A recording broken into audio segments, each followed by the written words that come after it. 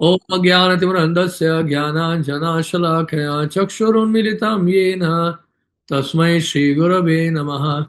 श्रीचैतन्यमनोभीष्टं स्थापितं येन भूतले स्वयं रूपः कदा मह्यं ददाति स्वपदान्तिकं। वाञ्छाकल्पतरुभ्यश्च कृपा सिन्धुभ्य एव च पतितानां पावनेभ्यो वैष्णवेभ्यो नमो नमः।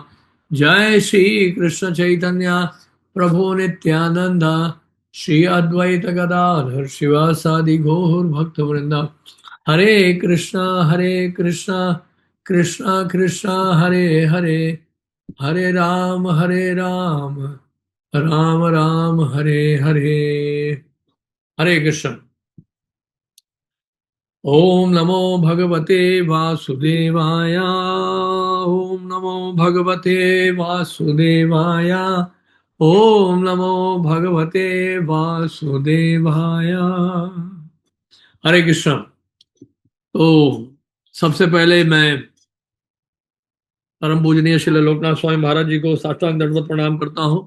उनका आशीर्वाद लेते हुए, अपने अपने गुरुजनों का आशीर्वाद लेते हुए हम ये प्रारंभ कर रहे हैं।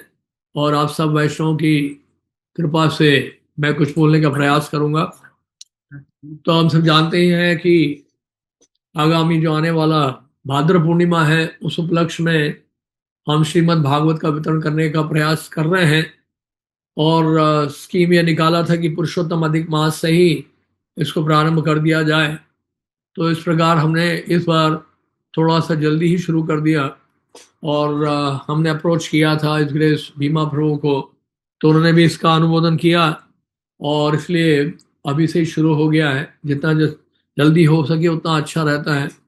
तो सबसे पहले मैं श्रील प्रभुपाद जी के बारे में संक्षेप में बताना चाहूंगा, क्योंकि श्रील प्रभुपाद जी का बहुत बड़ा योगदान है श्रीमद् भागवतम के लिए। श्रील प्रभुपाद आप जानते हैं कि संन्यास लेने के उपरांत श्रीधाम वृंदावन में थे, राधा दामोदर मंदिर में। और वहां रहकर श्रील प्रभुपाद जी श्रीमद् भागवतम का अनुवाद करना उन्होंने प्रारंभ किया था। और उसका कारण ये था, क्योंकि इससे पहले प्रभुपाद जो है भगवत दर्शन पत्रिका का प्रकाशन कर रहे थे। और उसके लिए वृंदावन से प्रभुपाद दिल्ली आया करते थे। दिल्ली में छिपीवाड़ा, आप जानते हैं वो जगह है, जामा मस्जिद के पीछे ही है। वहीं पे हमारा मंदिर भी है, अभी वर्तमान मंदिर इस्कॉन का है, उसी स्थान में है। पुरानी इमारत के पहले मंजिल में शिल प्रभुपाद जी रहा करते थे। और जब वृंदावन से आते तो वहीं रहते थे। फिर चावड़ी बाजार जाके कागज खरीदते थे, भगवत दर्शन पत्रिका छापते थे, और उसका वितरण कनॉट प्लेस, चांदनी चौक इत्यादि इलाकों में करते थे। तो कनॉट प्लेस में एक दफे प्रभुपाद जी को एक व्यक्ति मिला, एक आम आदमी, लेमैन, एक आम आदमी मिला। और उस आम आदमी से मिले तो उस आम आदमी ने कहा प्रभुपाद जी को, स्वामी जी आप ये भगवत दर्शन पत्रिका बांट रहे हैं, लोग इसको पढ़ेंगे नहीं पढ़ेंगे पता नहीं, कुछ समय के बाद तो इसको कूड़ेदान में डाल देंगे, डस्टबिन में डाल देंगे, तो आप कोई पुस्तक क्यों नहीं लिखते हैं? तो इसलिए फिर प्रभुपाद ने विचार किया। उनको ऐसा लगा कि मेरे गुरु महाराज जी इस व्यक्ति के माध्यम से मुझे संदेश दे रहे हैं। और तब शिला प्रभुपाद ने विचार किया कि वो श्रीमद् भागवतम का अनुवाद करें। इस तरह से प्रभुपाद ने श्रीमद् भागवतम ग्रंथ का अनुवाद करना शुरू किया। और बहुत ही कठिन परिस्थिति में, राधा दामोदर मंदिर का जो कमरा है, बहुत तपस्या है वहां रहना। इतनी गर्मी पड़ती है गर्मी के मौसम में, और ठंड के मौसम में बड़ी भयानक ठंड पड़ती है। और ठंड का मौसम था उस समय। तो प्रभुपाद जी अपने कमरे में थे, तो उनके गुरु भाई आए थे जिनसे उन्होंने संन्यास लिया था। तो वो मथुरा से आए थे। उन्होंने कहा स्वामी जी, तो उस समय तो प्रभुपाद करके नहीं बुलाते थे उनको। तो उन्होंने कहा कि स्वामी महाराज, आप तो यहाँ पे फर्श में लेटे हैं, इतना ठंड है, ठंड का मौसम है, क्या आप इसे ठंड में आप कम से कम गदा तो बिछा लीजिए, पलंग तो बिछा लीजिए, आप फर्श पे लेटे हुए हैं, क्या कोई धन की कोई कमी है क्या, बताइए, मैं इसकी व्यवस्था कर सकता हूँ। प्रभुपाल ने कहा नहीं, आप जानते हैं कि हमारे गुरु महाराज 1935 में उन्होंने मुझे कहा कि जब भी आपको धन मिले पुस्तकें छापना। तो इसलिए जब भी मुझे धन मिलता है या धन बचता है इन पत्रिकाओं का वितरण करके, वो धन जो है मैं ग्रंथ को छापने के लिए मैंने सुरक्षित रखा हुआ है। वो धन जो है मैं अपने ऊपर खर्चा नहीं करना चाहता। सोच के देखिए प्रभुपाद जी की क्या तपस्या थी। नहीं, उस ठंड के मौसम में फर्श पे लेटना और श्रीमद् भागवतम का अनुवाद करना, प्रभुपाद जी तो इस जगत के थे ही नहीं, असंभव कार्य को भी संभव कर दिया। और फिर प्रभुपाद ने प्रथम स्कंद का अनुवाद करना शुरू किया था श्रीमद् भागवतम का, और उसको छापने के लिए दिल्ली आए थे। प्रथम स्कंद जब अनुवाद हो गया तो प्रभुपाद दिल्ली आए। ये सब इस्कॉन से पहले की घटना है, इस्कॉन की स्थापना से पहले की घटना है। तो प्रभुपाद जब दिल्ली आए तो डालमिया ब्रदर्स जो कंपनी है उसके चेयरमैन से मिले थे, जय हरि डालमिया जी से। तो उन्होंने कहा, डालमिया जी आप मेरी मदद करें, मैं ये श्रीमद् भागवत का मैंने अनुवाद किया है प्रथम स्कंद का, आप इसके प्रकाशन में सहायता कर सकते हैं। तो डालमिया जी ने कहा कि स्वामी जी हमें कोई आपत्ति नहीं है, लेकिन इसके लिए एक कार्य आपको करना होगा, गोरखपुर जाना होगा, वह हनुमान प्रसाद पोद्दार जी हैं, वो अगर अनुमति दे दें तो हम इसको छपा लें। तो फिर वो गोरखपुर गए, और गोरखपुर जाने पर वहां पर हनुमान प्रसाद पोद्दार जी से मिले। हनुमान प्रसाद पोद्दार जी ने स्क्रिप्ट देखा, बहुत प्रभावित हुए। उन्होंने कहा, स्वामी जी क्यों शर्मिंदा करते हैं, आप मैं चिट्ठी लेके दे देता हूँ। तो हनुमान प्रसाद पोद्दार जी ने चिट्ठी लेके दे दिया डालमिया जी के नाम, स्वामी जी जो भी लिखे वो छापा जाए, हमें कोई आपत्ति नहीं है। प्रभुपाद दिल्ली आए, डालमिया जी से मिले, और डालमिया जी ने फिर इसका व्यवस्था की इसके लिए, और प्रायोजित किया श्रीमद् भागवतम को प्रकाशित करने के लिए। और इस तरह से श्रीमद् भागवत का प्रथम स्कंद जो है उस समय 3 वॉल्यूम्स में छपा था। अभी तो एक ही वॉल्यूम में मिल जाता है, उस समय 3 वॉल्यूम में छपा था श्रीमद् भागवत का प्रथम स्कंद। और वो श्रीमद् भागवतम प्रथम स्कंद 3 वॉल्यूम में जो छपा था, उसकी 300 प्रतियां लेकर प्रभुपाद जी अमेरिका गए थे, मालवाहक जहाज में एक ट्रंक में रख। अब देखिए, वहां अमेरिका में जब न्यूयॉर्क में पहुंचे हैं तो कैप्टन पांड्या से उन्होंने कहा, पांड्या जी ऐसा है, न्यूयॉर्क आ गया है, मेरे पास बिल्कुल भी पैसा नहीं है, क्या आप मेरी सहायता करेंगे? ये श्रीमद् भागवतम का प्रथम स्कंद है, क्या आप उसको ले सकते हैं मुझसे? उन्होंने कहा, स्वामी जी क्यों शर्मिंदा करते हैं, बताइए कितने का है। प्रभुपाद ने कहा, $16 का है। तो कैप्टन पांड्या ने उनको $20 दे दिए। वो $20 लेके प्रभुपाद न्यूयॉर्क एंटर किए थे, और वहां जाकर भी श्रील प्रभुपाद ने श्रीमद् भागवतम का अनुवाद करना बंद नहीं किया। ऐसे इलाके में बाउरी स्ट्रीट, और ठंड के मौसम में ऐसी भयानक ठंड पड़ती है न्यूयॉर्क में, ऐसी परिस्थिति में रहकर भी प्रभुपाद जी ने श्रीमद् भागवतम का अनुवाद जारी रखा, और लगभग 11 वर्षों तक करते रहे, और जीवन के अंत काल तक श्रीमद् भागवतम का अनुवाद करते रहे, प्राण त्यागने तक। आपने फाइनल लेसन वीडियो में देखा होगा, 14 अक्टूबर 1977 उस दिन भी प्रभुपाद जी ने जो है ये अनुवाद किया है। उस समय भी अनुवाद कर रहे थे। तो प्रभुपाद ने भागवत का जो दशम स्कंद है उसके 13वें अध्याय तक किया है, ब्रह्म विमोचन लीला, उसके उपरांत प्रभुपाद जी के शिष्यों ने किया है। तो इस तरह से श्रीमद् भागवतम का ये इतिहास है इस्कॉन में, और प्रभुपाद जी को कितना प्रिय था ये ग्रंथ सोच के देखिए। परीक्षित महाराज जो है उन्होंने सुखदेव गोस्वामी को कहा, क्या कहा था उन्होंने कहा था कि ये भूख और प्यास जो असहनीय है उसको बड़ी आसानी से मैं सहन कर पा रहा हूं। क्यों सहन कर पा रहा हूं? क्योंकि अब मुझे जल पीने की आवश्यकता नहीं हो रही है, अब मुझे कुछ खाने की इच्छा नहीं हो रही है, तो मैं क्या पी रहा हूं फिर? अगर कुछ खा नहीं रहा हूं तो कुछ तो पी रहा हूं। तो परीक्षित महाराज कहते हैं कि आपके मुखार बिंद से जो कृष्ण कथामृत निकल रही है उसका पान मैं कर रहा हूं, क्योंकि मैं कृष्ण कथामृत का पान कर रहा हूं, इस कारण से जो है अब मुझे जल पीने की इच्छा बिल्कुल नहीं हो रही।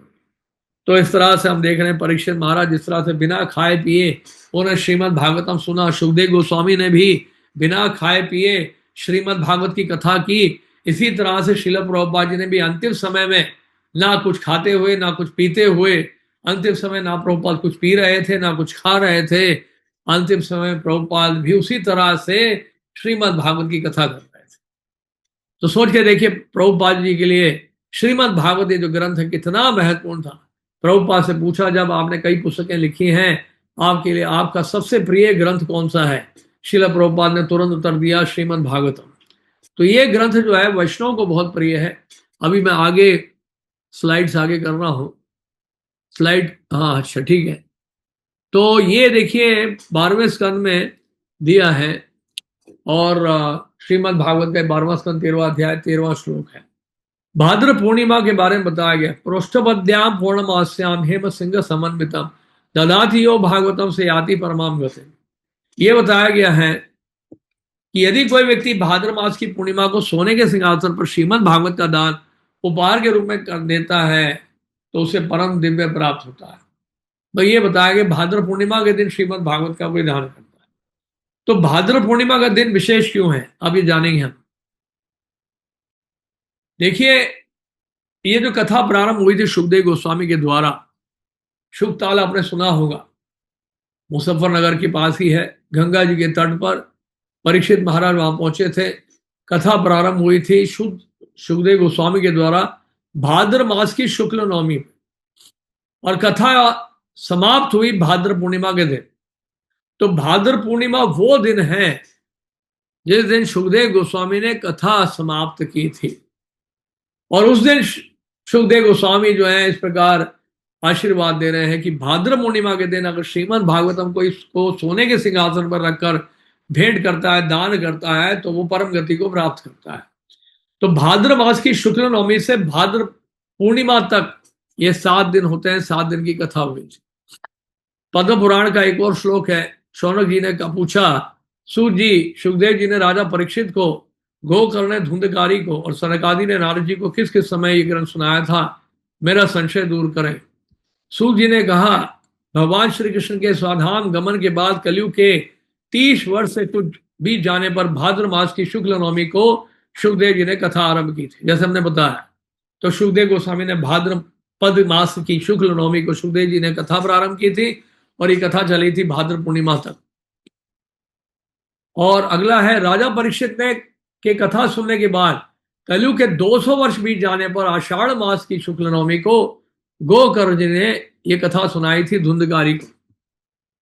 इसके पीछे कलयुग के 30 वर्ष और निकल जाने पर कार्तिक शुक्ल नवमी सनकादि ने कथा आरंभ की थी, और किसको सुनाया था, नारद जी को सुनाया था। तो इस प्रकार ये हम देख रहे हैं वीडियो, मैं उसको ऑन नहीं करूंगा, समय कम है।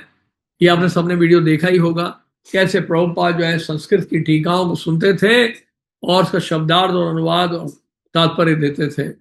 अंतिम समय में भी प्रभुपाद जी ये करते रहे। और ये लॉस एंजलिस टेम्पल का है, जिसमें प्रभुपाद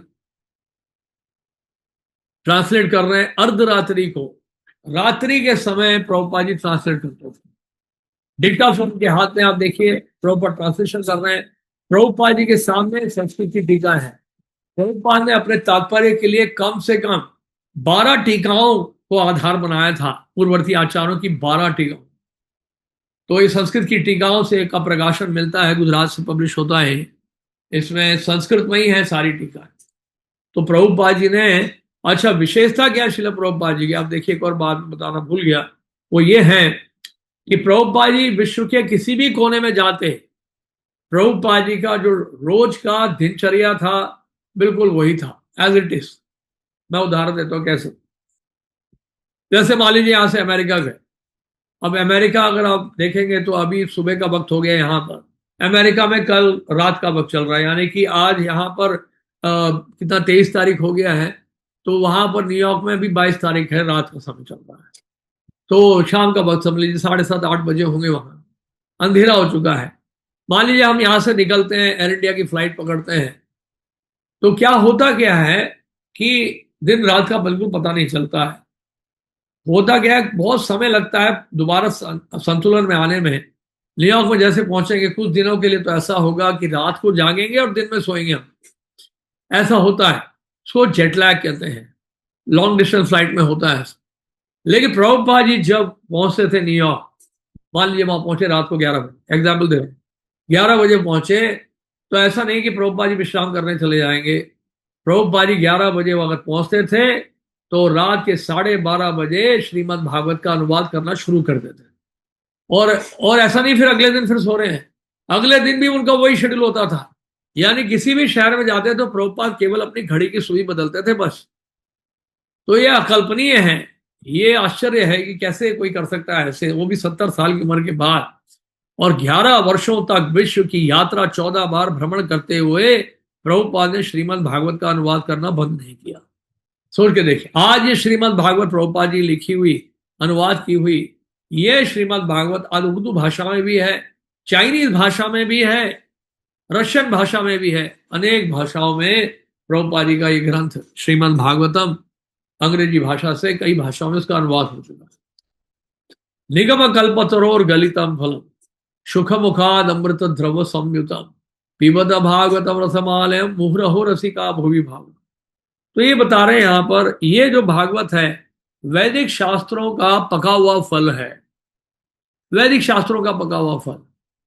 और इसका मतलब क्या है? इसका मतलब यह है कि व्यास देव जी ने वेदों को 4 भागों में बांटा था, उपनिषद सम्मिलित था, उसमें 18 पुराण लिखे थे, महाभारत तक लिख दिया था।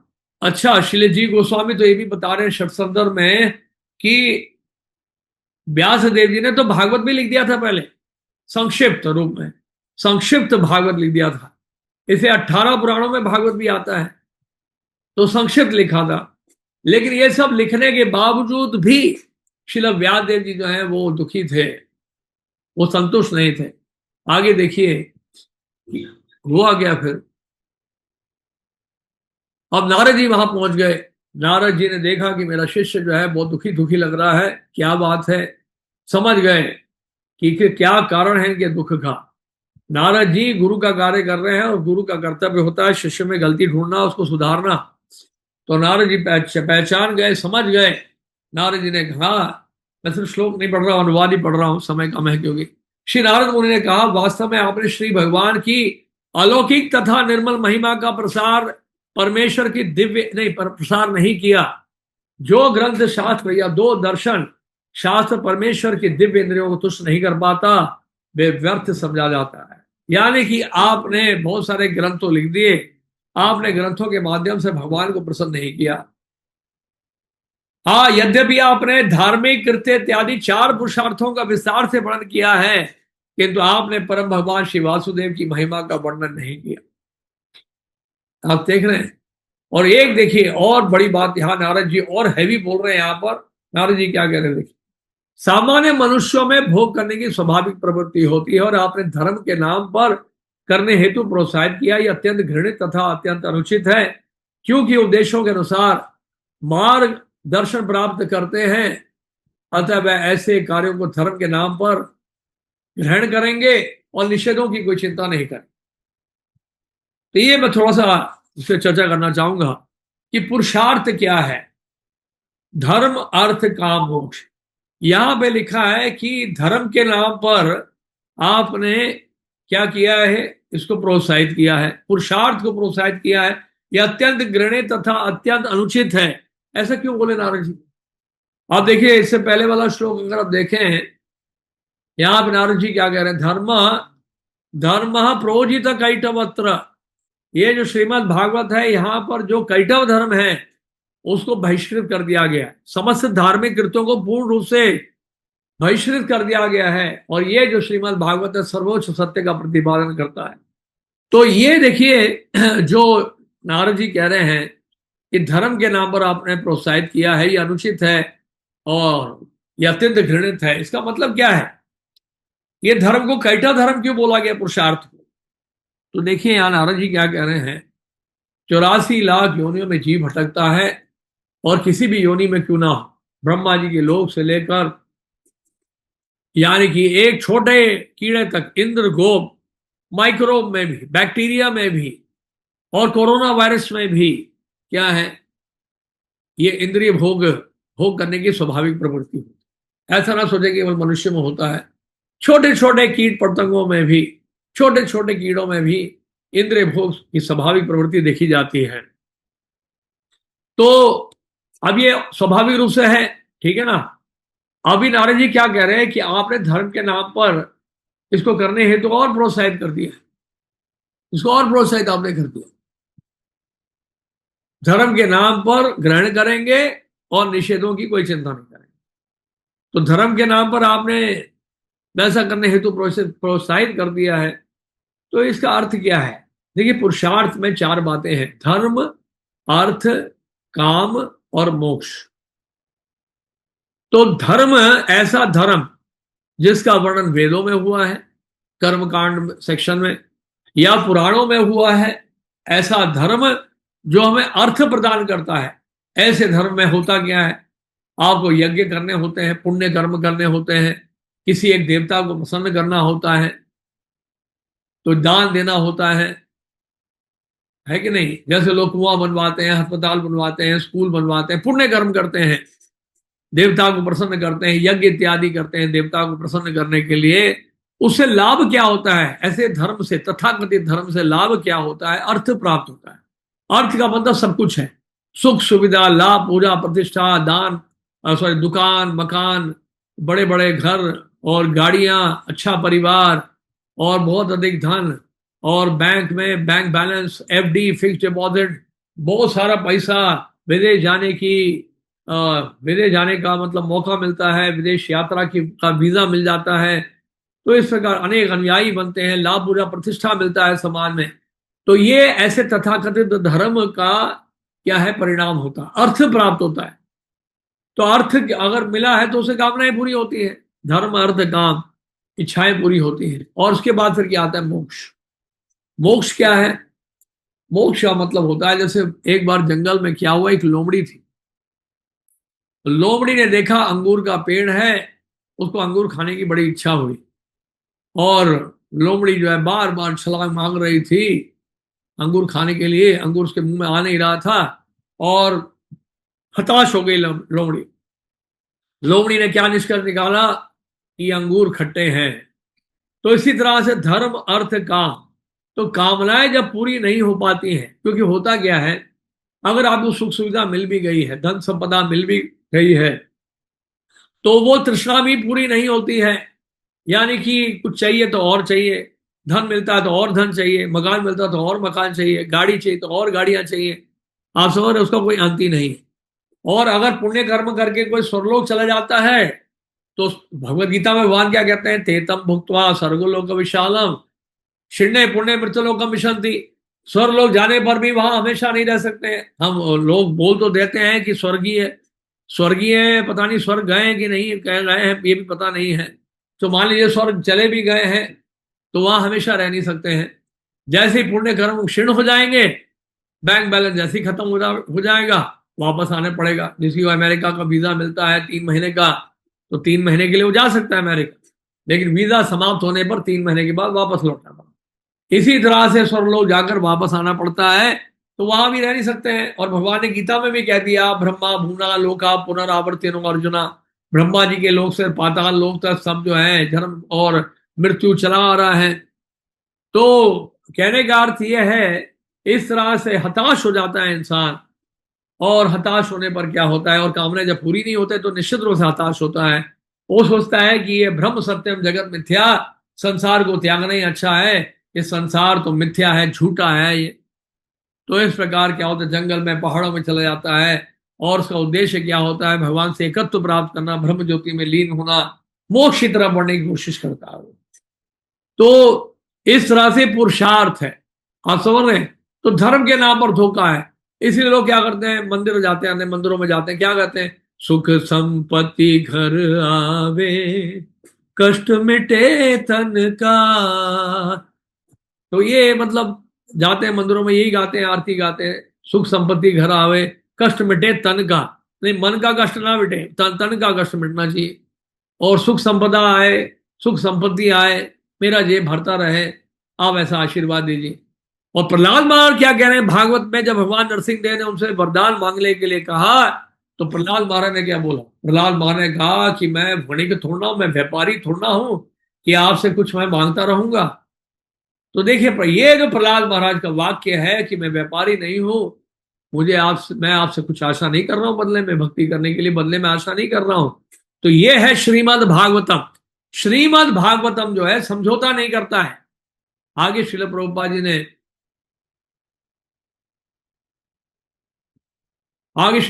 ने तात्पर्य बहुत अच्छा दिया है। श्रील प्रभुपाद इस तात्पर्य में ये बता रहे हैं महाभारत ग्रंथ के बारे में। महाभारत ग्रंथ में 1 लाख से ऊपर श्लोक हैं। श्रील प्रभुपाद जी कह रहे हैं हालांकि महाभारत में 1 लाख से ऊपर श्लोक हैं, 700 श्लोक ही है भगवत गीता है, जिसमें भीष्म पर्व में है 700 श्लोक हैं केवल श्रीमद् भगवत गीता में।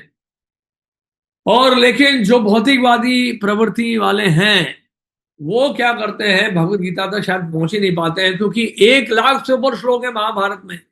भगवत गीता में तो केवल 700 श्लोक है, और अधिकांश श्लोकों में महाभारत में राजनीति की, आर्थिक विकास की और परोपकारी कार्यों की ऊंची चर्चा हुई।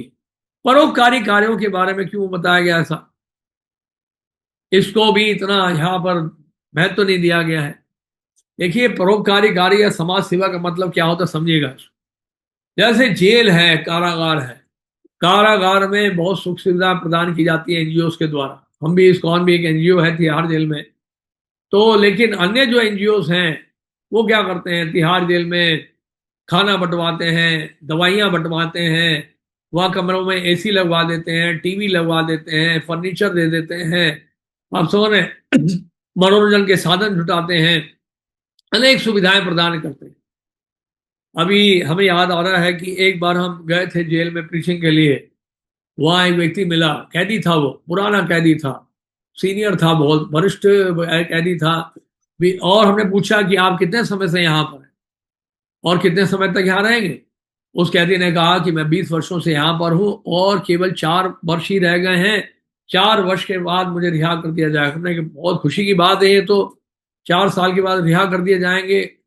और उस व्यक्ति ने जानते क्या बोला, उस व्यक्ति ने कहा, उन्होंने कहा स्वामी जी क्या बात करते हैं आप, बाहर जाके क्या करूंगा मैं तो ये विचार कर रहा हूँ कि 2-4 को साफ करके वापस यहीं आ जाऊं, क्योंकि मैं ये देख रहा हूँ कि यहाँ जेल में बहुत सारी सुविधाएं हैं, यहाँ पे बहुत सारा डिपार्टमेंट्स हैं, यहाँ मैं फर्नीचर डिपार्टमेंट का हेड हूँ और वरिष्ठ कैदी हूँ मैं, और आप देख रहे हैं यहाँ पे हजारों कैदी हैं, वो सब मेरे नीचे हैं, और यहाँ का वरिष्ठ कैदी, मैं सीनियर हूँ, यहाँ पे सबसे सीनियर हूँ, और बहुत सारे कैदी हैं यहाँ पर, ये सब जो है ये सलाम करते हैं मुझे, मेरे इशारों पे नाचते हैं।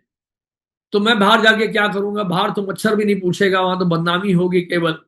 तो इसलिए मैंने फैसला किया है कि जीवन भर अब यहीं पर रहूंगा, यहीं आता रहूंगा, यहां से नहीं जाऊंगा। तो बिल्कुल वैसी परिस्थिति है, 84 लाख योनियों में जो जीव भटक रहे हैं इस ब्रह्मांड के अंदर, ये ब्रह्मांड कारागार के समान है। इस ब्रह्मांड में रहने की बहुत सारी सुविधाएं दी गई हैं, और इसे तथाकथित धर्म के नाम पर जो है इंद्रिय भोग को जो प्रोत्साहित किया जा रहा है, बिल्कुल वैसे ही है जिस तरह से जेल में कोई एनजीओ सुख सुविधा प्रदान करता है कैदियों को। तो होता क्या है कि कैदी जो है वो कैदी कैद खाने को छोड़ना ही नहीं चाहते हैं। बंबई का एक भिखारी, जानते, महीने का 2-3 लाख रुपए कमा रहा था, उसके 4-4 अपार्टमेंट्स थे, पकड़ा गया इनकम टैक्स के द्वारा। तो सोच के देखिए, एक भिखारी के पास इतना पैसा, इतने सारे फ्लैट्स, तो इसका मतलब क्या भिखारी बने रहना चाहिए, सबको भिखारी बनना चाहिए क्योंकि उसके पास सुख सुविधा है। तो अगर ऐसा धर्म आपको अगर जन्म मृत्यु जरा व्याधि के चक्र से बाहर नहीं निकाल पा रहा है और आपको संसार में फंसाता जा रहा है सुख सुविधा देकर, दुर्गा जी क्या करती हैं, लोग नवरात्रे रखते हैं 9 दिन के लिए। हमारे भक्त भी, कई भक्त छुप छुप के नवरात्रे रखते हैं, हम जानते हैं। नवरात्रों की आदत अभी तक नहीं गई। अब नवरात्रे शास्त्रों में कहाँ निर्देशित है ये भी देखना पड़ेगा। तो 9 दिनों तक दुर्गा जी के लिए व्रत रखा जाता है, एकादशी का प्रसाद दिया जाता है, अन्न रहित दुर्गा जी को प्रसन्न किया जाता है। क्यों करते हैं नवरात्रों का व्रत, जानते हैं आप? ताकि दुर्गा जी से सारी सुख संपत्ति प्राप्त हो सके। और अपने आप को बड़ा धार्मिक बनाते हैं, टीका लगा के लाल दुपट्टा ओढ़ते हैं, मंदिरों में जाते हैं, वहां लाल दुपट्टा मलते, माता का प्रसाद मिला है, चना और गुड़ का भोग लगाते हैं, दुर्गा जी को प्रसन्न करते हैं, 9 दिन लगातार उपवास करते हैं। और 10वें दिन होता है, जानते क्या होता है? 10वें दिन उनका वही कार्यक्रम शुरू हो जाता है। 10वें दिन जो है वही शराब पीना, मीट खाना, सब बुरी आदतों में फिर से लग जाते हैं, इंद्रिय भोग में फिर से लग जाते हैं। कोई शुद्धिकरण नहीं हो रही है। और क्योंकि दुर्गा जी के लिए इतना व्रत कर दिया, तो दुर्गा जी सोचती है तो पहले से ही बेवकूफ है, अब और बेवकूफ बन रहा है, अब मुझसे सुख सुविधा मान रहा है, ले लो भैया, जब इतना व्रत कर लिया तो ले लो, फंसे रहो, फिर पहले से ही फंसे हुए हो संसार में, अब मुझसे सुख सुविधा मांग कर और फंसो और फंसो और फंसो। जितना धन आएगा, जितना मकान होगा, जितना सुख संपदा होगी, इस संसार से निकलने की फिर इच्छा ही समाप्त हो जाएगी फिर तो इस तरह से क्या होता है, 84 लाख योनि में जीव भटकता रहता है। नारद जी ने इसका खंडन किया। नारद जी क्या कह रहे हैं, अत्यंत घृणित तथा अत्यंत अनुचित है।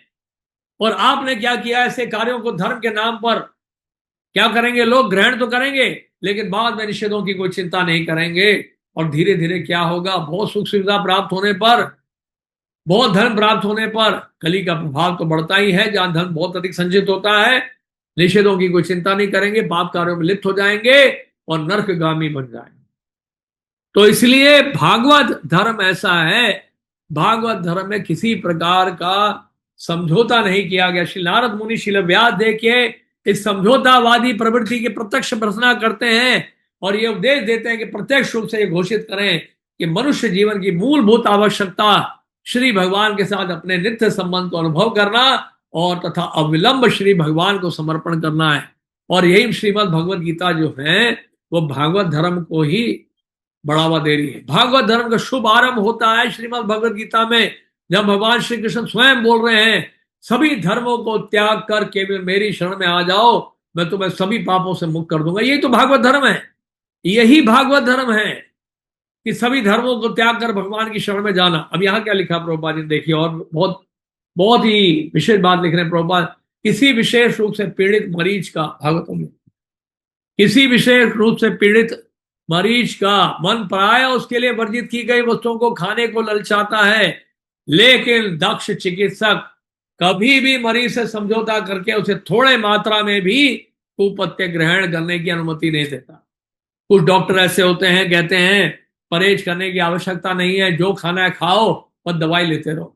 और वो बड़ा क्वालिफाइड होता है, एमडी होता है, बड़ा बढ़िया क्लिनिक होता है, एयर कंडीशन लगा है, सेक्रेटरी भी है, और जब भी जाते हैं दवाइयों की लंबी लिस्ट देता है। हम बोलते हैं कितना बड़ा डॉक्टर है, क्यों बड़ा डॉक्टर है, एमडी गोल्ड मेडलिस्ट है, कोई परहेज नहीं है। और ऐसे मरीज क्या होते हैं, फिर जीवन भर मरीज ही रहते हैं, कोई परहेज नहीं कर रहे हैं, दवाई खाते जा रहे हैं, दवाइयों में परिवर्तन हो रहा है लेकिन शरीर में, रोग में कोई भी उपचार नहीं हो रहा रोग का। तो ऐसे मरीज मर ही रहते हैं। ऐसे मरीज जो है कस्टमर बन जाते हैं डॉक्टर के और कष्ट पा आगे मरते हैं। दूसरे मरीज कौन है, दूसरे मरीज वो हैं, उनको बोलते हैं ठीक है आप देखिए कभी कभी ले लेना, आपको डायबिटीज है, अगर इच्छा होती है तो कभी कभी मीठा लेना, रोज मत लेना। तो सोचते भी बड़ा अच्छा डॉक्टर है, तो कभी कभी मीठा खाने का भी मौका दे दिया, चलो इसी के बाद जाएंगे हम। तो इस तरह से डॉक्टर लोग जो है पैसा कमा रहे हैं।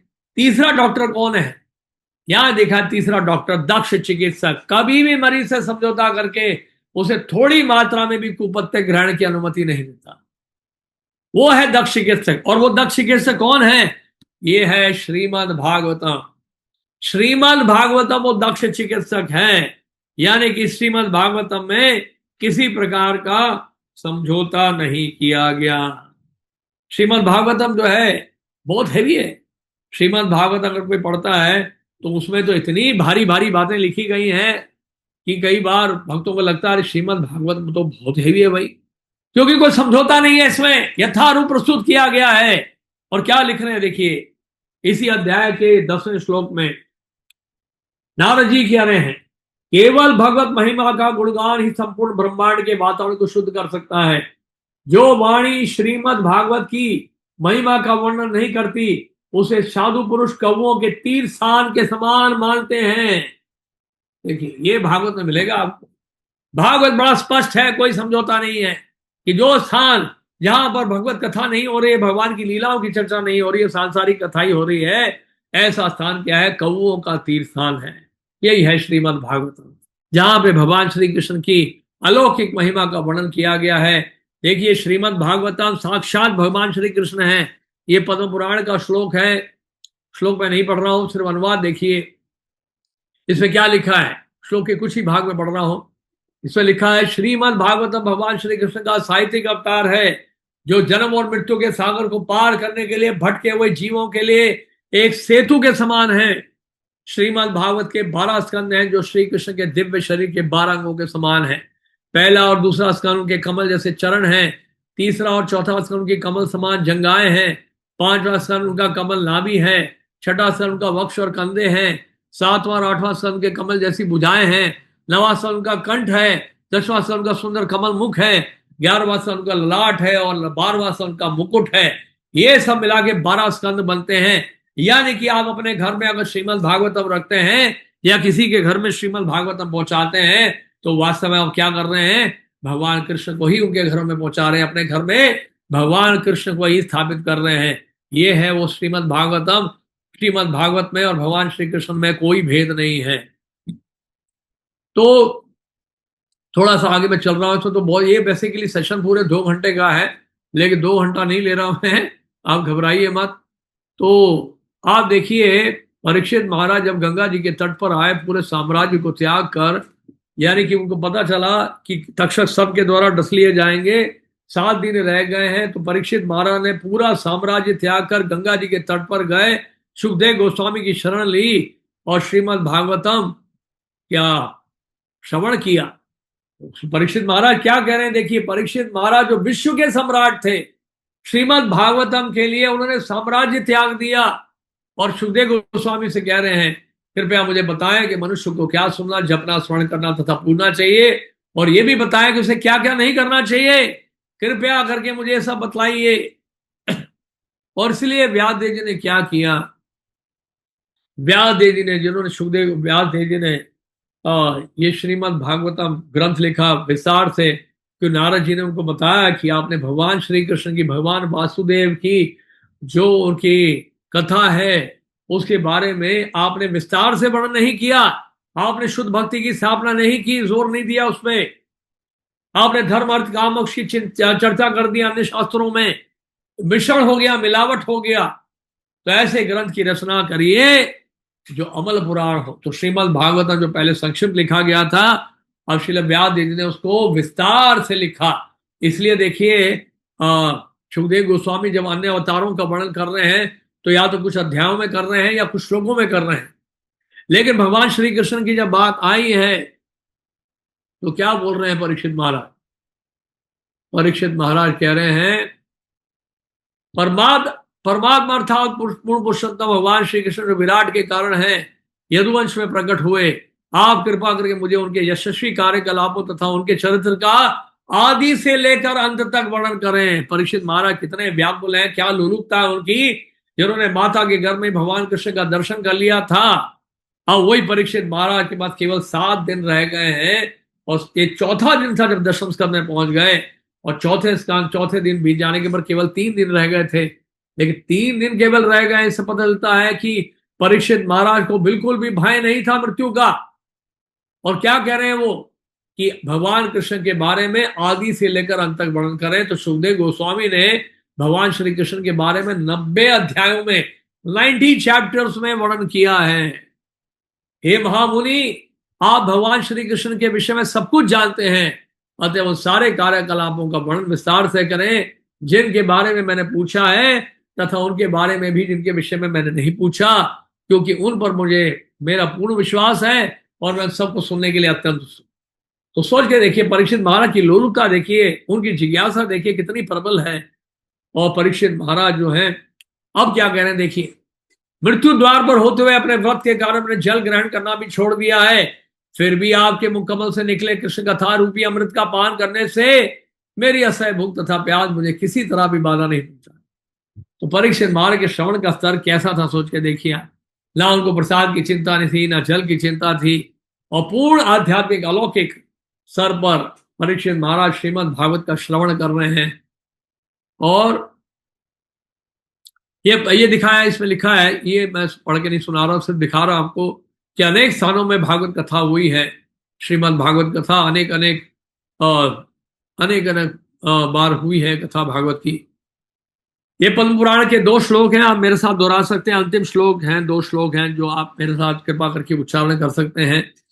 आप मेरे साथ बोलिए, जहां श्रीमद् भागवतम विराजमान है, बोलिए, ऑडियो ऑन कर लीजिए आप।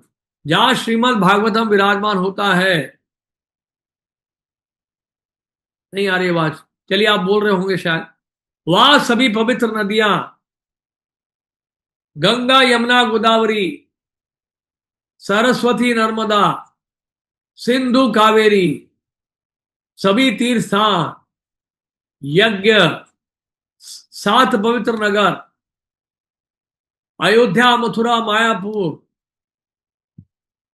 काशी, कांची, अवंती, द्वारका और सभी पवित्र पर्वत, गोवर्धन, विंध्याचल, सिंहाचल उपस्थित रहते हैं। सोच के देखिए, आपके घर में केवल श्रीमद् भागवत और विराजमान भी है तो आपको इन सब का इतना लाभ मिल जाएगा। कितना धन बचा लिया आपका, देखिए हमने।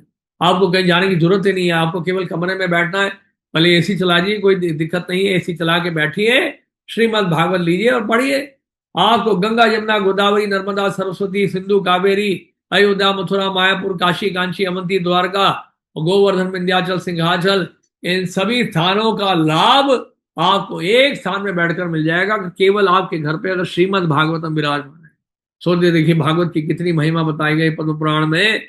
और आगे मेरे साथ बोलिए, ये भी पद्म पुराण का ही श्लोक है। मैं उस व्यक्ति से प्रसन्न होता हूं जो अपने घर में श्रीमद् भागवतम रखता है, प्रतिदिन उसका पाठ और पूजन करता है, साथ ही कीर्तन करता है और उल्लास में नृत्य करता है, बिना कलयुग के प्रभाव से डरे हुए। तो इस प्रकार ये बताया गया है। तो पद्म पुराण के ये श्लोक के साथ मैं विराम देता हूं और बस यही बताना चाहते हैं कि इस साल हम लोग जो है भाद्र पूर्णिमा का ये उत्सव मना रहे हैं। 26 सितंबर को ये वो दिन आएगा। 26 सितंबर तिथि पड़ रही है भाद्र पूर्णिमा की। हमारे पास बहुत समय है। देखिए, बहुत आसान तरीका है भागवत के वितरण का। मैं आपको बता दूं टेक्निक, लेकिन आप करेंगे मेरे साथ कि नहीं है? संकल्प लेंगे, संकल्प, हाँ या नहीं? कुछ तो आप इशारा करिए। हाँ, मेरे साथ संकल्प लेंगे, बहुत वेरी गुड। तो आप मेरे साथ संकल्प लीजिए। संकल्प की मुद्रा देखिए, दाएं हाथ ऊपर रखिए, बाएं हाथ नीचे, ऐसे।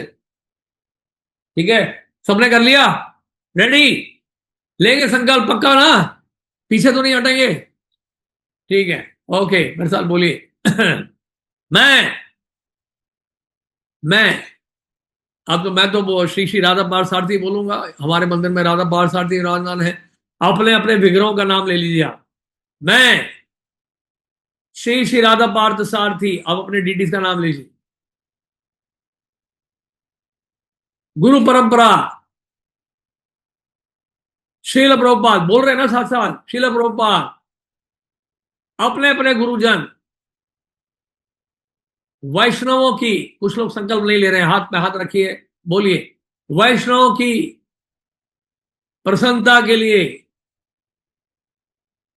संकल्प लेता हूं। साथ में बोलिए, संकल्प लेती हूं। माताएं बोलेंगे ना, संकल्प लेती हूं। क्या संकल्प लेना है? कि भाद्र पूर्णिमा तक मैं, बोलिए, भाद्र पूर्णिमा तक मैं कम से कम बोलिए, 5 5, केवल 5 नहीं, कम से कम 5 श्रीमद् भागवतम सेट्स का वितरण करने का प्रयास करूंगा, प्रयास करूंगी। ठीक है ना? ठीक रहा संकल्प? अच्छा लगा आपको संकल्प?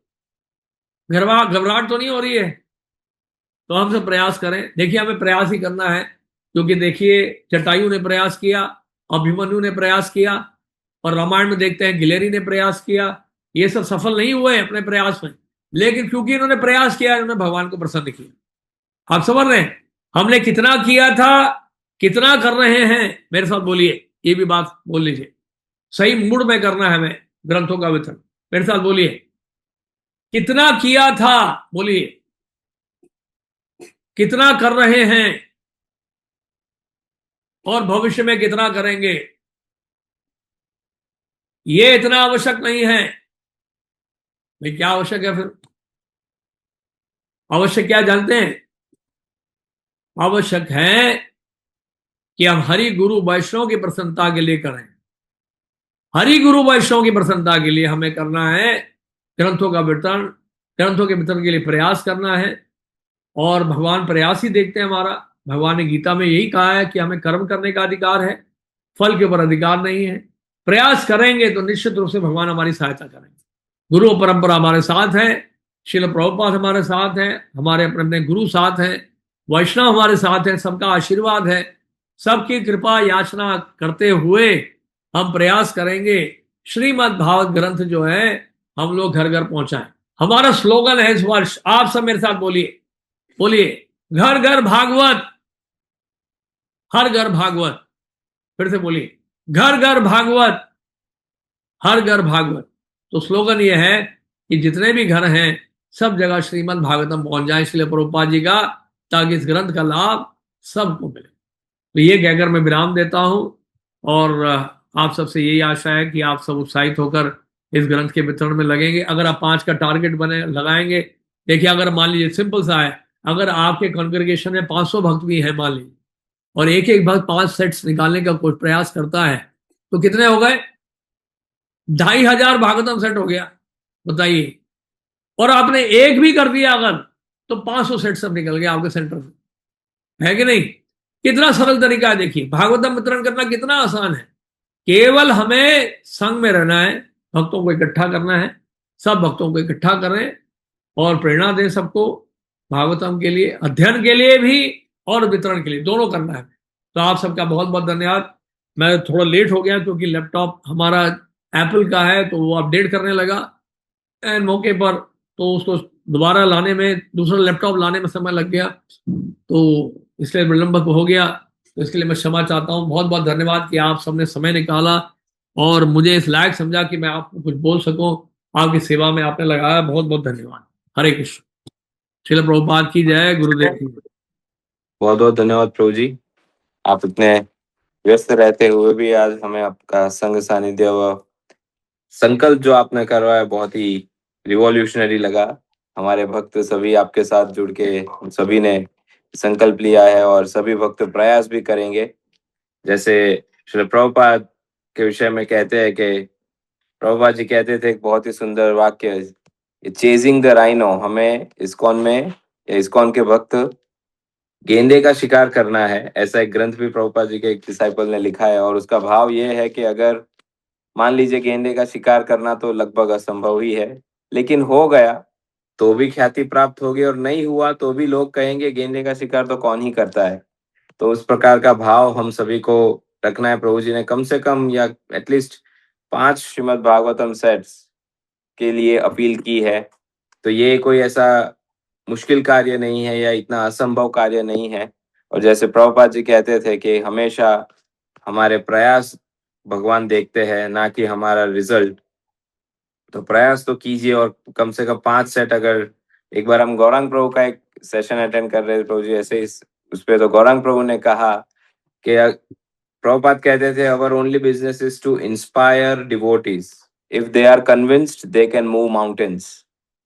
प्रभुपाद जी कहते थे कि हमारा एक ही कार्य है कि केवल भक्तों को हमें इंस्पायर करना है और बस उन्हें कन्विंस करना है कि हाँ हमें ये सेवा करनी है या हमें ये कार्य करना है। एक बार जब भक्त कन्विंस हो जाता है तो असंभव कार्य भी संभव कर देता है। तो आइए हम सभी हमारी परंपरागत पद्धति से महामंत्र का उच्चारण करके श्रीमान मोहन रूप प्रभु का हृदयपूर्वक आभार व्यक्त करते हैं आज के सत्र के लिए।